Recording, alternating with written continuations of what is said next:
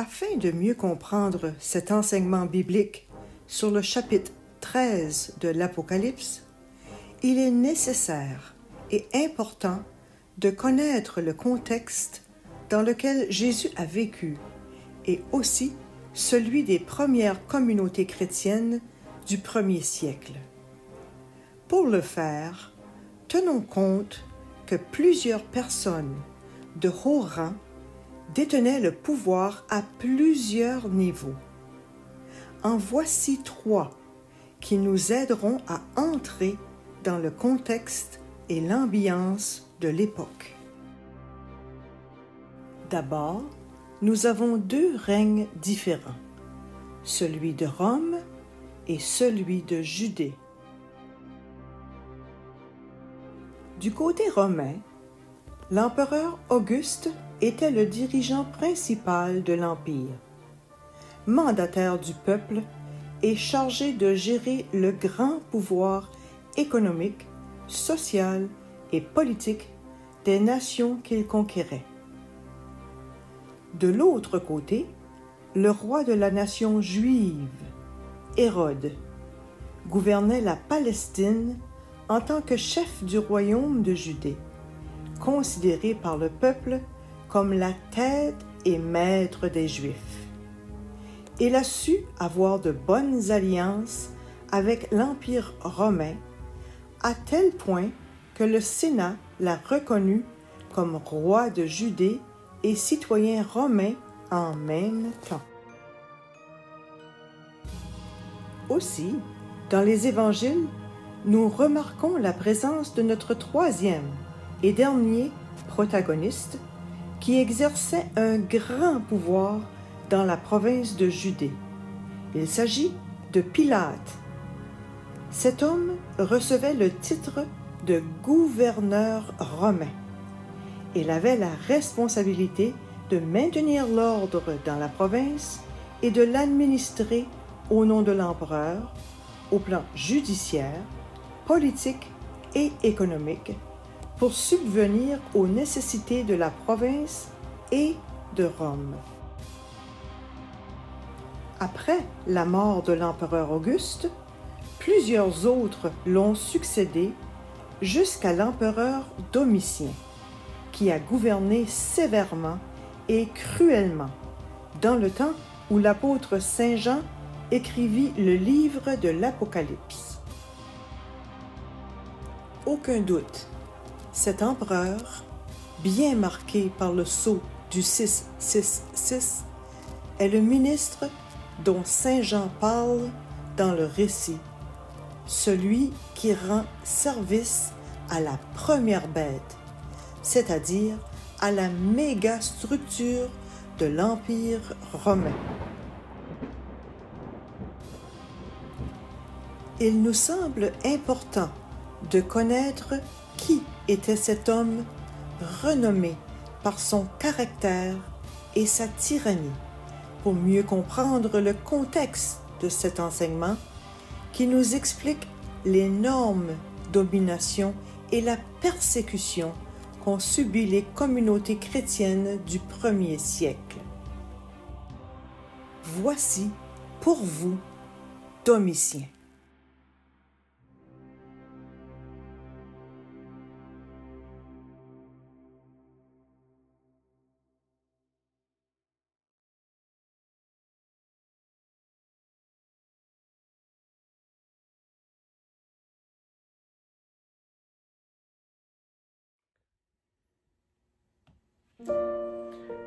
Esprit Saint, inspiration divine, détruis en moi toute paresse spirituelle, toute indifférence, mes doutes et mes craintes. Comble-moi de ta lumière, de ta sagesse, de ta paix et de ta joie. Nous te demandons, Saint-Esprit de Dieu, de nous accompagner en tout instant de notre vie. À toi la gloire et l'honneur, la puissance et l'adoration pour les siècles des siècles. Amen. Commençons notre enseignement au nom du Père et du Fils et du Saint-Esprit. Amen.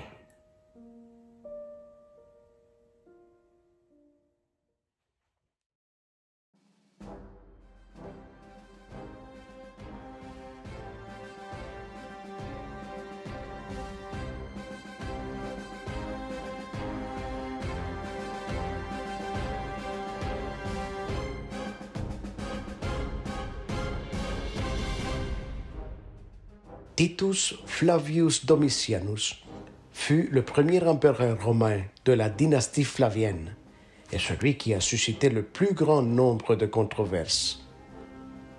Cette dynastie a été formée par Vespasien et ses deux enfants, Tite et Domitien, qui ont gouverné l'Empire à la fin du 1er siècle après Jésus-Christ.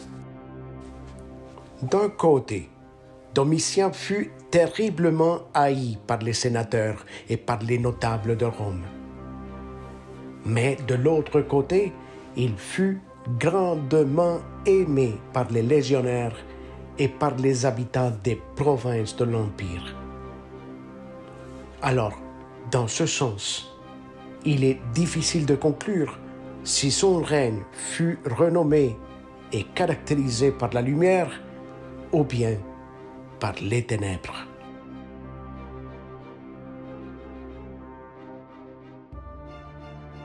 Il est né sous le règne de l'empereur Néron, dont le peuple gardait les souvenirs les plus horribles. Plus tard dans l'histoire, Domitien serait fortement comparé avec lui. Durant le règne de Tite, son frère et prédécesseur, Domitien n'a jamais arrêté de conspirer contre lui et après sa mort, il n'a ni dissimulé sa joie, ni honoré sa mémoire non plus.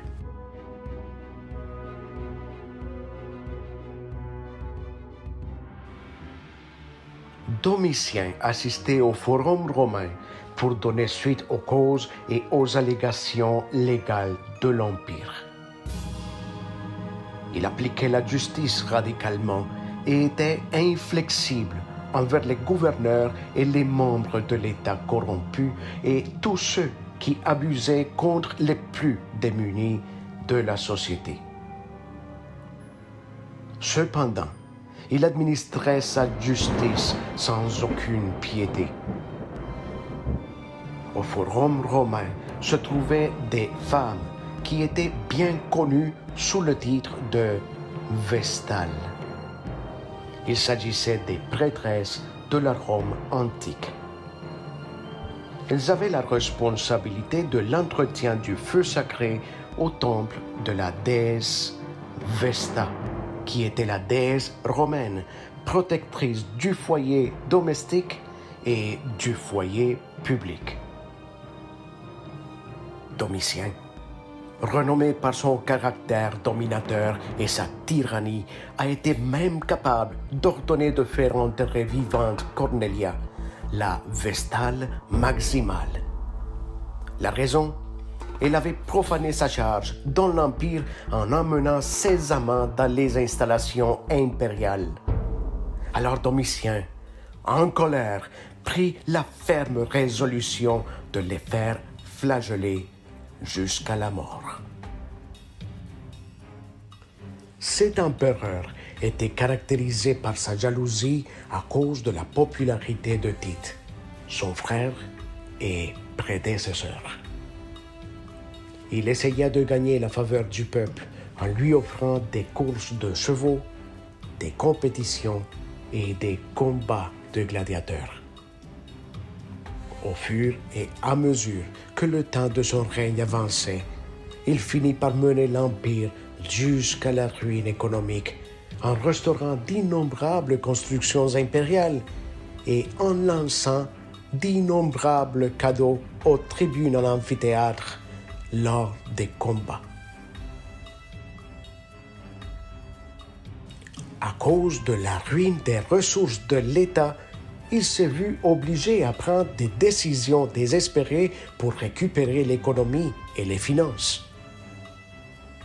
De cette façon, au moment où un homme riche décédait, il faisait tout effort pour avoir sa fortune et son héritage. Et pour réussir à le faire, il l'accusait sous prétexte de haute trahison. Ou bien, il cherchait de faux témoins qui assuraient sous serment que le désir du défunt était de léguer ses biens et sa fortune au César. Domitien a toujours fait attention à l'élection des gouverneurs provinciaux. Il a fait de grands efforts pour éloigner de cette charge les suspects de corruption. Tout général impérial était choisi soigneusement et il donnait ce titre seulement à ceux qui possédaient des qualités militaires. L'un de ses favoris était Trajan. Il le succéda plus tard en occupant le trône impérial.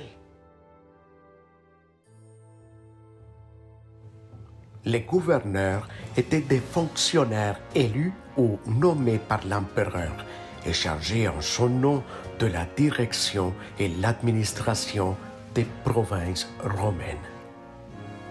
Toute cette situation a réveillé la jalousie et une forte antipathie chez les aristocrates de l'époque. Ils voulaient occuper à tout prix les hauts rangs dans le pouvoir de l'État. À cause de leur comportement, de nombreux sénateurs furent exécutés et des tortures épouvantables créées par Domitien furent appliquées aux suspects pour les obliger à confesser les noms de leurs complices.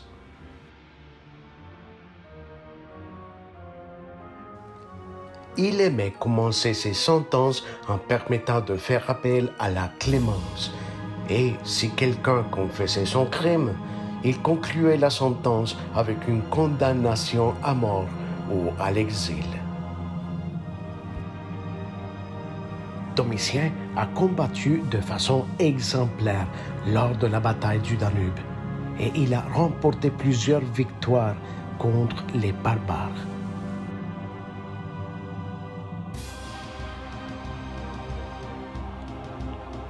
Petit à petit, il a acquis un caractère de plus en plus dominateur. Il fit construire une grande quantité de statues et des arches de triomphe pour commémorer toutes ses victoires. Aussi, il fit changer le nom du mois d'octobre pour le nom de Domitien, car c'était le mois de sa naissance. Puis, il ordonna que tous devaient l'appeler Dominus et Deus, c'est-à-dire Seigneur et Dieu. De cette façon, il fit de tous les citoyens de l'Empire ses serviteurs et ses adorateurs.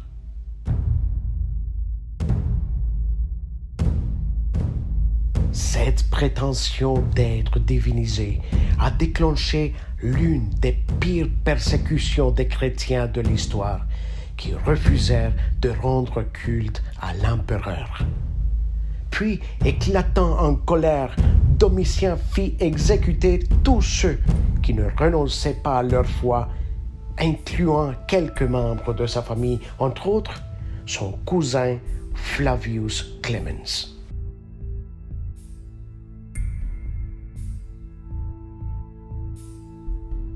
C'est dans cette même période que l'apôtre Saint Jean a subi une grande persécution et de grands tourments à Rome. Plus tard, en exil sur l'île de Patmos, il écrivit l'Apocalypse, une œuvre pleine de références à la persécution et aux abominations que ce nouveau Néron infligeait contre l'Église.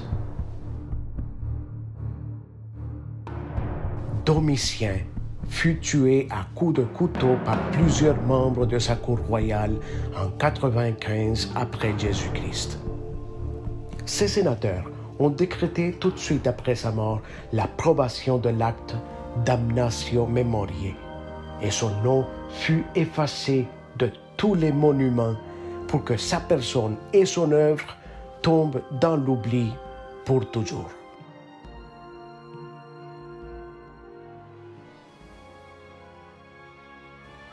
Sa mort céda la place au règne de Trajan, à la dynastie des empereurs Antonins et à l'époque la plus brillante de l'histoire de Rome.